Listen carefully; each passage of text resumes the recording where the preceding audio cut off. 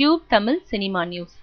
கௌதம் மேனன் படத்திலிருந்து விலகினார் சூர்யா. சிங்கம் 2க்கு பிறகு சூர்யா அடுத்து யார் படத்தில் நடிப்பது என்பதில் கடும் குழப்பத்தில் இருந்தார். இப்போது அவர் லிங்குசாமி இயக்கத்தில் நடிக்க முடிவு செய்து விட்டார். கௌதம் மேனன் படத்திலிருந்து விலகிவிட்டார். இது குறித்து சூர்யா வெளியிட்டுள்ள அறிக்கையில் கூறியிருப்பதாவது: கடந்த ஆண்டு ஜூன் மாதமே கௌதம் மேனன் தயாரித்து இயக்கும் படத்தில் நடிக்க முடிவாகி இருந்தது. எந்த படத்திலும் நடிப்பதற்கு முன் அதன் கதை எனக்கு முழு திருப்தி அளித்தால் மட்டுமே ஷூட்டிங்கிற்கு கிளம்புவேன். கௌதமிடமும் இதனை சொல்லியிருக்கிறேன். அவர் சொன்ன கதை எனக்கு திருப்தி அளிக்கவில்லை, வேறு கொண்டு வருகிறேன் என்று சொன்னார். சிங்கம் 2 முடிவடைந்த நிலையிலும் அவருக்காக 6 மாதம் வரை காத்திருந்தேன். முதலில் பூஜை போடலாம், மற்றதை பிறகு முடிவு செய்து கொள்ளலாம் என்றார்.